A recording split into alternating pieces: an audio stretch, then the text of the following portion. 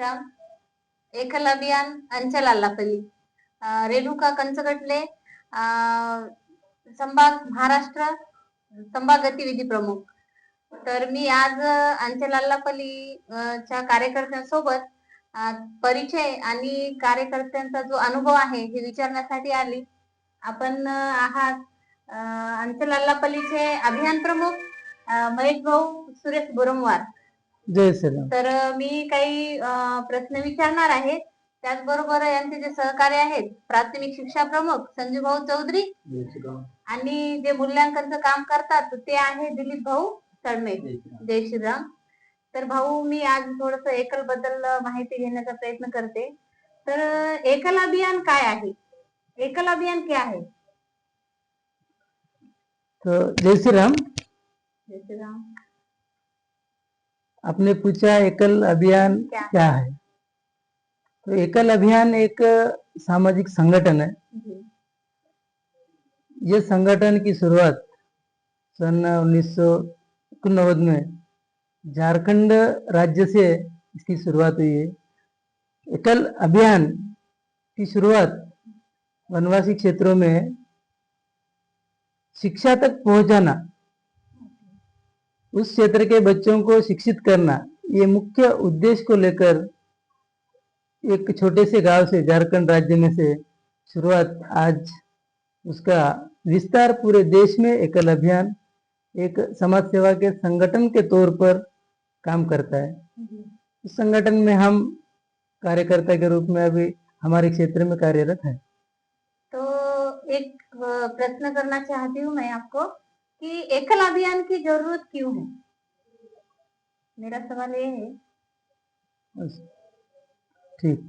तो एकल अभियान की जरूरत, जब अभियान की शुरुआत हुई, शुरुआती तौर में हमारे वनवासी ग्रामीण क्षेत्र में शिक्षा का अभाव था. जो वनवासी बच्चे उन तक शिक्षा पहुंच ही नहीं पा रही थी.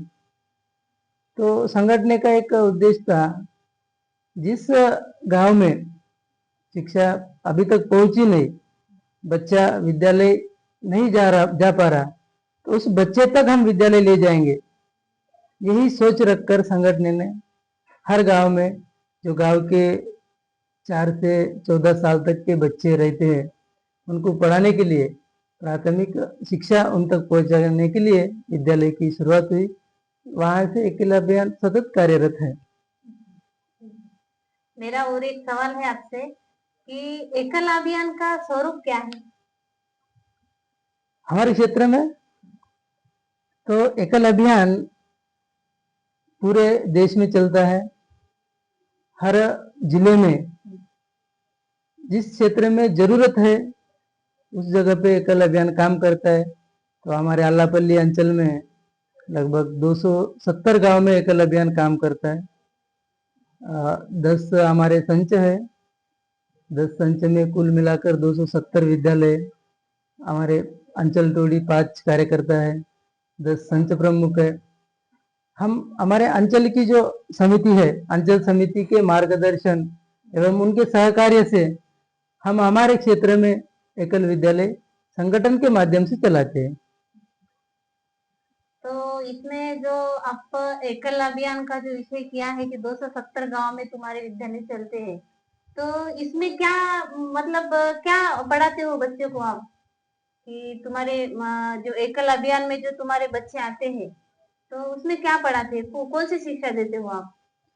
आपने बहुत ही अच्छा सवाल किया है. तो हमारा एकल अभियान पंचमुखी आयाम के स्वरूप को लेकर चलता है, जिसमें हम 5 आयाम पर काम करते हैं. तो सबसे पहले और सबसे जरूरी तो प्राथमिक शिक्षा पहला आयाम है. पंचमुखी शिक्षा का प्राथमिक शिक्षा, जो कि छोटे बच्चों को शिक्षित करना मुख्य उद्देश्य. तो बच्चों को हम हर तरह के विषयों पर लेकर हमारे विद्यालय में प्राथमिक शिक्षा उनको दिया जाता है. दूसरा विषय है हमारा आरोग्य. आज सबसे बड़ी एक वजह, सबसे बड़ी समस्या शारीरिक स्वास्थ्य की है. स्वास्थ्य को लेकर हमारे क्षेत्र में उतनी सुविधाएं नहीं हो पाती है, नहीं मिल पाती है। तो हमारे विद्यालय में से एक आयाम है आरोग्य शिक्षा, हम उस पर भी शिक्षा प्रदान करते हैं। ऐसा मेरा इसमें एक सवाल आता है कि जैसे अभी देश में हमारे बहुत सारे मेडिकल है, जैसे कि बड़े बड़े डॉक्टर है, बड़े बड़े हॉस्पिटल है, फिर भी हम एकल अभियान में आरोग्य शिक्षा में जो काम करते हैं, तो उसका गांव के लोगों के लिए क्या फायदा होता है? देखिए, आरोग्य शिक्षा तो गवर्नमेंट स्कूल या आप बोले मेडिकल, यानी मेडिकल में से भी होता है। तो हम आयुर्वेद के तरफ लोगों को आकर्षित करते हैं, जो अभी रासायनिक खत को छोड़कर जैविक घरगुती घरेलू जो इस्तेमाल करते हैं, तो उसमें किसी प्रकार का रासायनिक खत ना हो। जैसे पोषण वाटिका घर में लगाते हैं, हम तुलसी पौधा आंगन के सामने लगाते हैं, उससे ऑक्सीजन मिलता है। हम ज्यादा से ज्यादा जानकारी हमारे गांव के लोगों तक पहुंचाते हैं, उनको यह बात समझाते हैं कि आप स्वस्थ कैसे रहे। तुलसी पौधा लगाइए, लोहे की कढ़ाई का आप इस्तेमाल कीजिए, आप घर में पोषण वाटिका लगाए, उसमें आप खत रासायनिक खत का इस्तेमाल ना करें। जैविक हम दशपर्णी अर्क, कीट नियंत्रक, ये जो आयुर्वेदिक और जो पूरा जैविक है, इसका इस्तेमाल करके खान पान कैसा हो।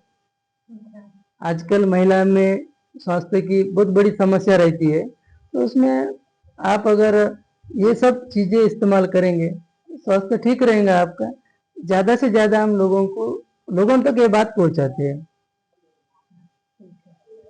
दूसरा जो सवाल है तो अभी हमारे दो ही शिक्षा हुए, पंचमुखी शिक्षा में, और तीसरा आता ग्राम विकास।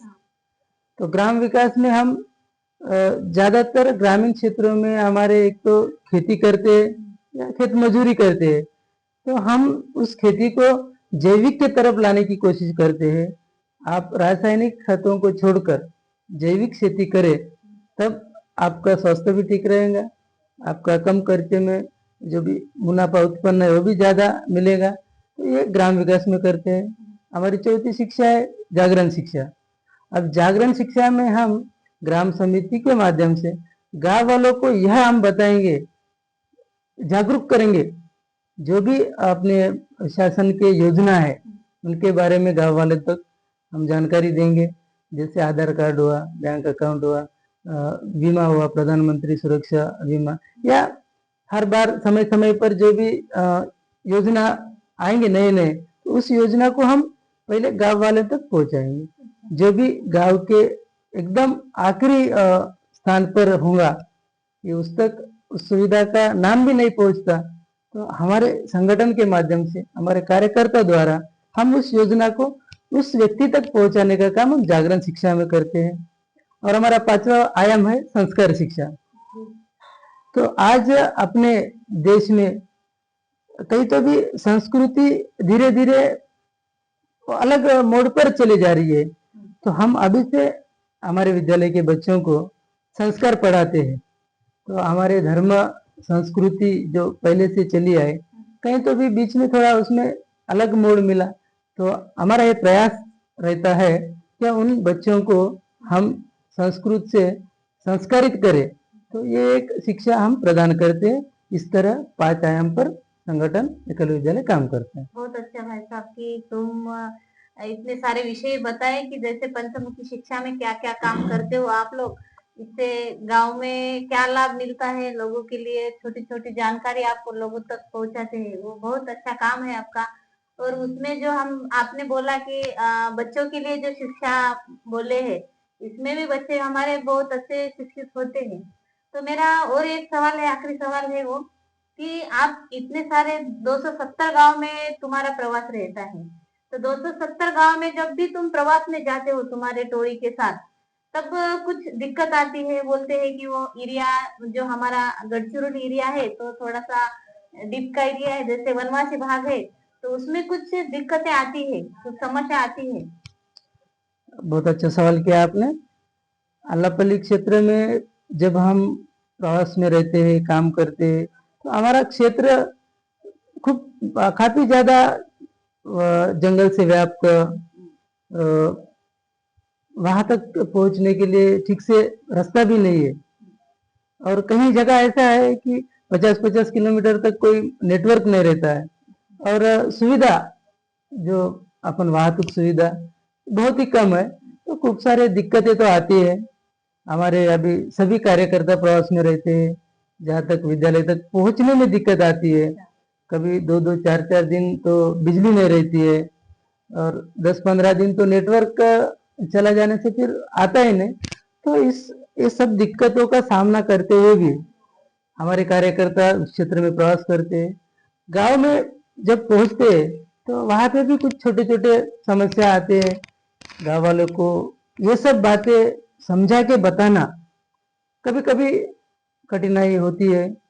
कई तरह के लोग गांव में रहते हैं, उनकी सोच उनकी सोच को बदलाने के लिए संगठन पूरी तरह से काम कर रहा है। अब मैं मेरा सौभाग्य समझता हूँ कि ऐसे संगठन में मुझे जवाबदारी मिली है, तो जितना हो सके हम सब मिलकर हमारे क्षेत्र में संगठन का काम आगे बढ़ाते रहेंगे, देखेंगे आगे।